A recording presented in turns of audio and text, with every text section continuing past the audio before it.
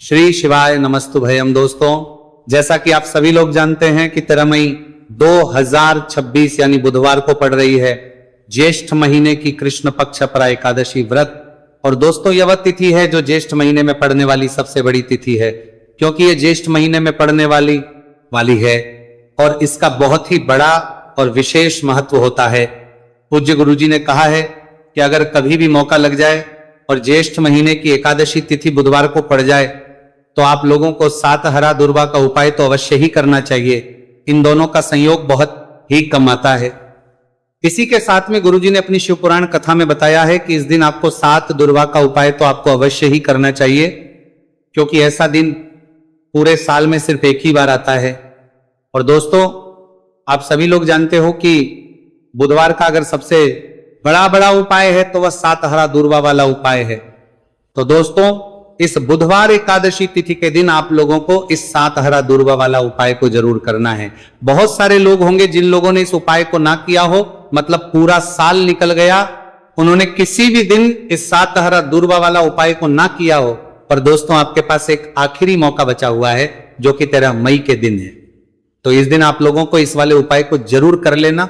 भले ही आपने पूरे महीने भर इस उपाय को ना किया हो, पर अगर आपने इस ज्येष्ठ महीने के बुधवार एकादशी तिथि के दिन अगर इस वाले उपाय को कर लिया तो आपको इस उपाय को करने का वह फल मिलेगा जिसकी आपने कभी कल्पना भी नहीं करी होगी। इसीलिए आप लोग इस वाले उपाय को एक बार जरूर कर लेना है, ताकि आप लोगों के हाथ से ये मौका ना जा सके और आपको इस उपाय को करने का फल मिल सके। दोस्तों, ये उपाय पंडित जी ने अपनी अभी ही शिव महापुराण की कथा में बताया है, जिस उपाय को आज हम आपको बहुत अच्छे से समझाने वाले हैं। इस वीडियो को देखने के बाद इस उपाय को समझने के लिए आपको कोई और वीडियो को देखने की जरूरत नहीं पड़ेगी। तो चलिए दोस्तों, उपाय को शुरू करते हैं। देखिए, यह इस ज्येष्ठ महीने के बुधवार एकादशी तिथि के दिन ये इतना खास होता है, इतना महत्वपूर्ण होता है। देखा गया है कभी कभी बड़े बड़े पूजा पाठ अनुष्ठान से जो मनोकामना पूर्ण नहीं होते, वह ज्येष्ठ महीने के बुधवार एकादशी तिथि के दिन एक छोटे से उपाय करने से ही आपकी मनोकामना पूर्ण हो जाती है। और बहुत सारे लोगों ने इस उपाय को किया भी है और उनको इस उपाय को करने का फल भी जरूर मिला है। अगर आप लोग भी इस उपाय को करना चाहते हैं तो आप इस उपाय को करना चाहते हैं को पहले अच्छे से समझ लेना, सुन लेना, उसके बाद करना। आपको इस उपाय का फल जरूर ही, और इस उपाय को कर लेने से आपके घर में चाहे किसी भी प्रकार की दुख और समस्या क्यों ना चल रही हो, आपको उसका कारण भी नहीं पता है कि भाई ये समस्या किस कारण से चल रही है, उसका कुछ भी कारण हो सकता है। जैसे इसे पितृदोष हो सकता है या किसी भी तरह का मंगल दोष भी हो सकता है। तो इस दिन आप लोगों को यह वाला उपाय कर लेना है। यह एक ऐसा उपाय है जिस उपाय को अगर किसी विशेष दिन पर किया जाए तो भाई उस विशेष दिन का जो है वह तो मिलता ही मिलता है। पर हमने उस दिन पर इस उपाय को किया है तो हमें उससे भी बड़ा फल मिलता है, और फल बहुत जल्दी मिलता है, क्योंकि आप इस उपाय को बहुत ही बड़े और विशेष दिन पर कर रहे हो। तो चलिए अब उपाय के बारे में बात करते हैं, लेकिन उससे पहले आप लोगों को यह जानना आवश्यक है कि आखिर यह उपाय किस समय करना है, किसको करना है और कैसे करना है। तो चलिए हम आगे आपको वीडियो में एक एक करके बता देते हैं। उससे पहले अगर आप लोग हमारे चैनल पर पहली बार हैं तो हमारे चैनल को सब्सक्राइब करना ना भूलें, और अगर आपके पास कोई सवाल है तो आप हमें कमेंट बॉक्स में बता सकते हैं। और अगर आपको हमारा वीडियो पसंद आया है तो आप हमें लाइक और शेयर करना ना भूलें। और अगर आपको हमारे चैनल की जानकारी चाहिए तो आप हमें फॉलो कर सकते हैं। और अगर आपके पास कोई प्रश्न है तो आप हमें कमेंट बॉक्स में बता सकते हैं। पहली बार आए हैं या फिर मेरी आवाज आज पहली बार सुन रहे हैं तो हमारे चैनल को सब्सक्राइब जरूर कर लेना, और इस वीडियो को करके कमेंट बॉक्स में श्री शिवाय नमस्तुभयम ओम नमः शिवाय जरूर टाइप कर देना। तो दोस्तों, इस सात दुर्वा वाला उपाय को हमें इस बुधवार एकादशी तिथि के दिन कैसे करना है, किसको करना है, किस समय करना है और कहां पर करना है, ये सारे सवालों के जवाब आपको इस वीडियो में मिल जाएंगे। और जो ये वीडियो देखेगा भाई, उसको सात हरा दुर्वा वाला उपाय जरूर करना चाहिए, क्योंकि इस दिन सात दुर्वा का भी बहुत ही बड़ा और विशेष महत्व होता है। और जब बात आ जाए हरा दुर्वा की तो ये सोने पर सुहागा वाली बात हो जाती है, और ये एक बहुत ही बड़ा उपाय हो जाता है इस बुधवार एकादशी तिथि का। तो अब दोस्तों, इस सात हरा दुर्वा वाला उपाय को आखिर करना किसको है सबसे पहले हम लोग वो बात जान लेते हैं। तो देखो, घर की जो बड़ी माताएं बहनें होती हैं, उन माताओं बहनों में से कोई भी एक बड़ी माता बहन इस वाले उपाय को कर सकती है।